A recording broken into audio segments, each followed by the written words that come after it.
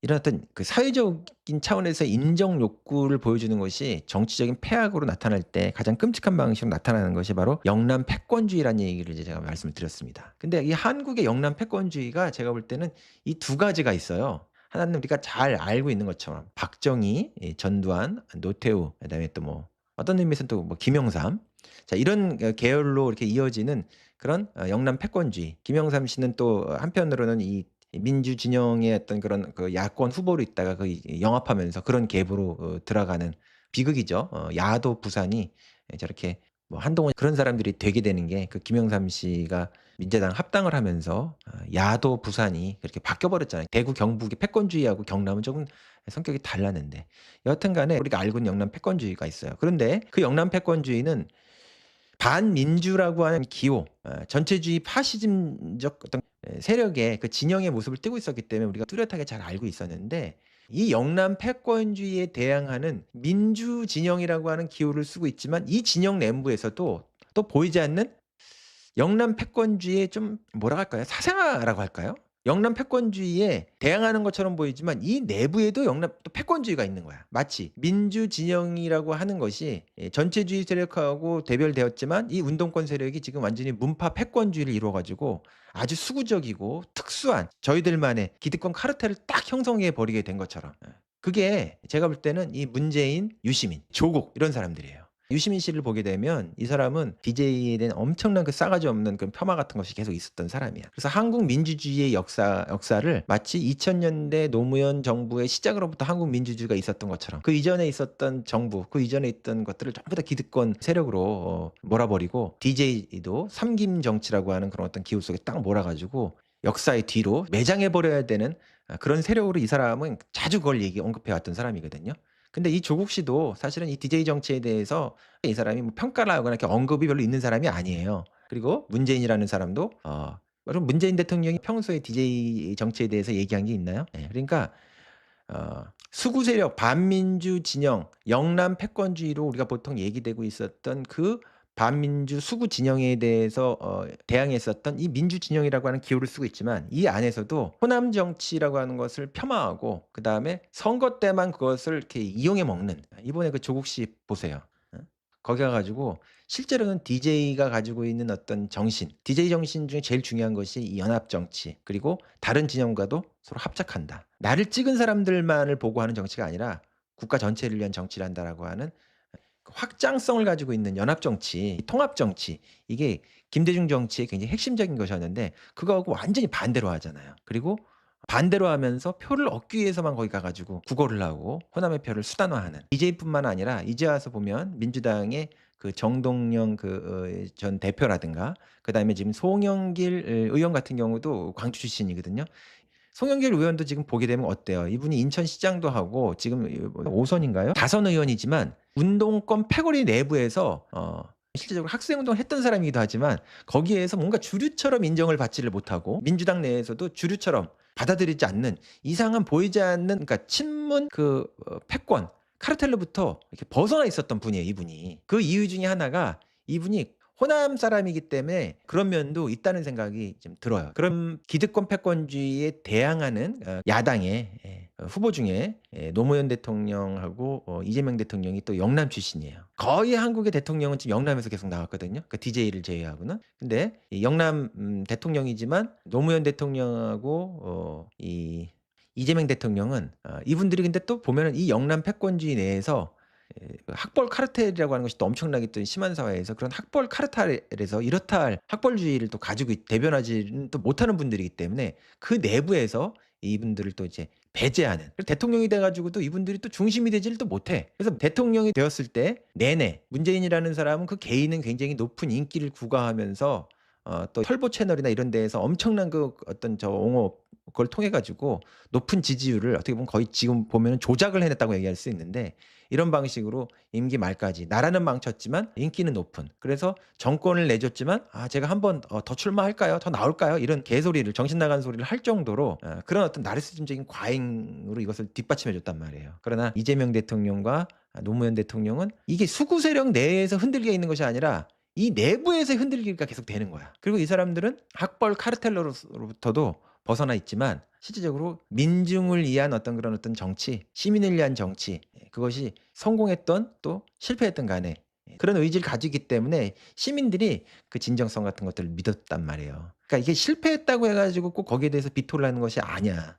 진정성이 사람들에게 닿고 있기 때문에 노무현 정치라고 하는 것이 계속 이제 회자되고 기억이 되는 것인데, 이 자들은 오히려 그 노무현 정치, 노무현 기호에 딱 들러붙어 앉아 가지고 마치 호남이라고 하는 데를 딱 표만 이용하는 것처럼 노무현이라고 하는 존재를 딱 그냥 어떤 거에만 이용해 먹는 이런 정치를 지금 하고 있다고 볼 수 있어요. 그래서 이 유시민 씨의 그 내부하에는 학벌 카르텔, 그다음에 또 표면으로 드러난 영남 패권주의와는 다른 형태의 영남 패권주의. 그래서 호남에 대한 어떤 폄하 같은 것들이 있는 거야. 이 사람이 왜 이렇게 조국의 목을 매는가? 아무리 생각해도 이상하죠. 이 정도로 거의 과잉이잖아요. 이 정도로 집착을 한다라고 하는 건 이게 정신분석적 해석의 대상이 되는 거거든요. 정신분석적 해석의 대상이라고 하는 거는 표면으로 얘기하는 논리, 그 합리적인 이유를 가지고는 이거를 설명할 수 없다는 거야. 말은 이렇게 얘기하지만 밑에 있는 욕망은 다른 데 있는 거거든. 그 욕망의 핵심은 뭐냐? DNA의 뼛속까지 숨겨져 있는 어떤 자기 자아에 대한 어떤 그런 과잉이 있는데, 이 사람이 나의 자아, 나의 정체성이 뭐냐라고 생각할 때 이 사람의 무의식 안에는 나는 이제 확실한 스카이, 그다음에 확실한 영남 사람. 그리고 또 하나 짚히는 거는 분명히 이 문조털레유 유시민 씨 포함해 가지고 뭔가 구린 게 있다. 최근에 지금 거의 뭐 인제 진짜 파묘라고 하는 것들도 이 사람들도 파묘하기 시작하면은 뭐 끝이 없더라고요. 그 나온 어떤 그런 자료들 같은 것들을 쭉 이렇게 보게 되면은 뭐 신라 제니니 무슨 뭐 마약 뭐니 해 가지고 도대체 이 윤석열 사단과 이 문재인 패밀리, 또 이 문재인 패밀리의 중요한 이데올로그 역할을 했던 김어준 씨라든가 이 유시민 씨나 이런 사람들이 도대체 이 조국 씨도 마찬가지예요. 지금 보면은 문재인, 유시민, 조국, 이낙연, 윤석열, 이 사람들이 전부 다 문재인이 거느렸던 서울대 출신이잖아요. 조국 민정수석, 법무부 장관, 윤석열 검찰총장, 이낙연 총리, 권력의 핵심부였던 사람들이 전부 서울법대 출신이에요. 거기에서 외부에서 이데올로그 역할을 했던 유시민이라는 사람이 있는데, 그죠? 문재인이라는 사람을 아직도 마치 성인처럼 신부와 같은 그런 어떤 성스러운 어떤 그런 목적을 가지고 대통령에 나왔다라고 얘기하는 그런 얘기를 지금도 하고, 지금까지 가장 훌륭한 대통령이었다고 지금까지 그 사람이 입으로 지금 얘기하고 있는, 최근에 노무현 재단에 나와서까지 그렇게 얘기를 하고 있는, 절대 이 비판이라고 하는 것이 불과하고 외부에 대한 비판으로만 전부 다 모든 것이 화살이 날아가 있는 이 사람, 이 특이한 사람이죠. 이 사람도 완전히 그 문재인의 사람이라고 이해할 수 있는데, 그래서 그 윤석열 총장이라고 하는 사람이 그 이전에 총장이 되기 전에도 이 윤석열 검사가 상당히 이 문재인 패거리들이 관련돼 있는 그런 어떤 수사, 이 사람들이 어떤 방식으로 연관돼 있는 그런 수사하고 윤석열이라는 사람이 되게 관련이 많더라고. 봤더니 지금 나오는 그 뭔가를 이렇게 봤더니 이렇게 그 당시엔 잘 몰랐죠. 무슨 뭐 신라젠이니 무슨 버닝썬이니 뭐니 이런 거에도 이상하게 관련이 돼 있고, 그 신라젠 같은 거기가 굉장히 큰 어떤 사기와 관련된 그런 회사라고 하는데, 이런 회사가 부산대 병원이요? 부산대 병원에서 이 신라젠이라고 하는 데가 이 부산대 병원을 통해 가지고 나왔다고 하는데, 이 부산대 병원에서 조민 씨도 그 부산대 의전원에서 공부를 했다라고 하고, 이낙연 씨의 그 아들도 거기서 공부해 가지고 의사가 됐다고 하고, 이 비평가적인 어떤 관점에서 보게 되면 이게 점들이 이렇게 이어 가지고 이렇게 보니까 너무 이상한 거야. 근데 거기서 구린 게 그 수사를 대부분 윤석열이 했더라고. 윤석열이 수사를 하다가 그거에 대해서 확실하게 결론을 내지 않고 흐지부지 해 가지고 거기서 그걸 끝내. 이상하죠.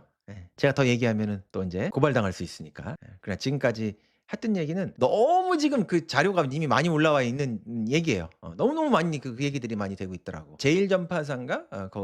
최근에 오래되지 않은 그 유튜브인 것 같은데, 거기에서도 그분이 며칠 동안 계속 이 문제를 이렇게 언급을 그분이 하고 계시더라고. 이 유시민 씨하고 무슨 신라젠이라든가 뭐 이런 문재인, 윤석열 이들의 어떤 유착 관계, 왜 조민은 거기 가 가지고 이렇게 하고 있느냐. 그래서 나아가서는 우리 이재명 대통령이 후보 시절에 그 테러를 당했을 때 부산대 병원에 왜 가지 않고 서울로 굳이 이송을 했는가. 당연히 그것은 가족이 원하면 그렇게 하는 거죠. 그거에 대해서 무슨 할 얘기가 있어요. 그것은 당연한 거죠. 근데 거기에 대해서 굳이 또 이유를 찾는다고 한다면, 그 부산대 병원이라고 하는 것이 뭐 그건 뭐 말하기 좋아하는 호사가들의 얘기일 수도 있지만, 부산대 병원이 뭔가 좀 구리다는 거야. 그게 실제로 보게 되면은 범죄하고도 관련이 돼 있고, 그 부산대 병원에서 나왔던 그 신라젠이나 이런 거하고 유시민 강의도 하고 그 대표하고 뭐 친하게 지냈다는 그런 보도가 있더라고요. 조국 씨의 딸 되는 분도 거기에서 의전원을 다니고 이낙연 씨 아들도 거기서 의전원을 다녀와서 의사가 되고 이제 와서 보니까 너무 그게 그런 거야. 근데 왜 그런 수사를 또 윤석열은 하다가 그 수사의 결말을 정확하게 맺어야 되는데 수사를 하다가 말았더라고 또. 이건 또 왜 그래? 그러니까 이렇게 뭔가 정신 분석에서는 그런 얘기를 해요. 뭔가 과잉 반응. 아니 왜 저렇게까지 하나? 이번 선거를 지나면서 제가 볼 땐 유시민의 행동이라고 하는 거를 제가 정신 분석 학자의 관점에서 보게 되면은 그 사람이 표면의 얘기는 가짜예요. 그건 논리가 그 표면이라고 하는 건 명분에 불과해요. 우리가 정신 분석 의사가 상담받으러 온 사람의 정신 분석을 무의식 분석을 할 때 늘 보는 것은 그 사람이 얘기하고 있는 표면의 논리가 아니라 표면의 논리를 막 그 사람이 얘기하고 있지만 그 표면의 논리 이면에 있는 다른 욕망을 읽어내는 거 그거거든요. 근데 반복적으로 어떤 논리를 계속 반복을 해 가지고 거기에 대해서 과장된 얘기를 하면은 그 과장된 논리는 의심할 필요가 있는 거예요. 근데 유시민 씨가 저렇게까지 나와 가지고 저렇게 할 필요가 없거든. 목숨을 걸듯이 저렇게 할 필요가 없거든. 아 이건 뭔가 이유는 저기 있지만 이건 다른 거구나. 저 사람이 뭔가 억압된 것은 회귀한다.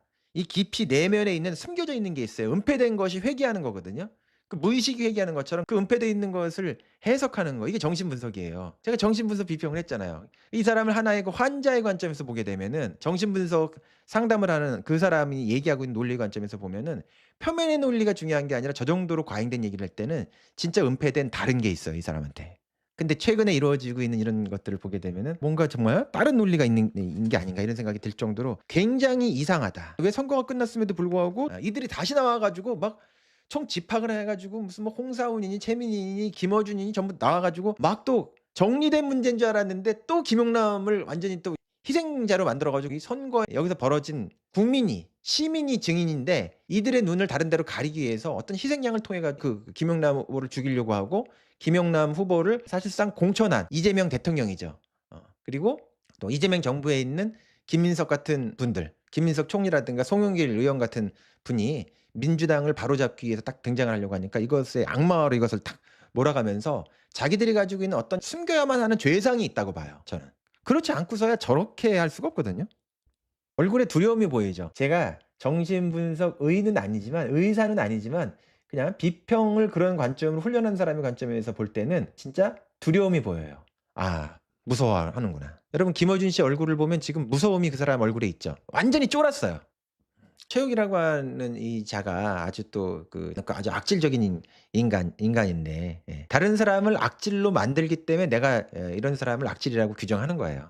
다른 사람을 악마로 만들면 저 같은 사람을 악마로 만들지 않으면 김용남 의원 같은 사람을 악마로 만들지 않으면 김민석 의원이나 후보 이런 사람을 악마로 만들지 않으면 이런 얘기를 하지 않지. 근데 그런 형태의 규정을 그냥 부당하게 그냥 받고 그냥 뭐 헤헤 웃고 있으면 되는 거예요?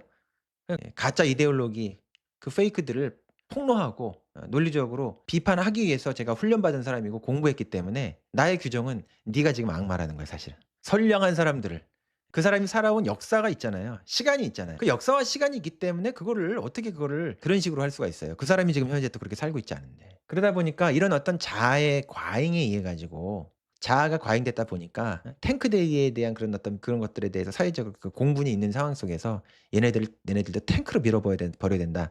이런 식의 말들이 무의식으로 나오는 거예요. 물론 그것도 하나의 이제 뭐 말실수라고 볼 수도 있어요 사실은. 예 말실수인데 되게 트라우마틱한 단어이기 때문에 사회적으로 트라우마틱한 단어를 트라우마틱한 방식으로 사용하게 되면은 거기에 대해서 문제가 있을 수 있는 거죠.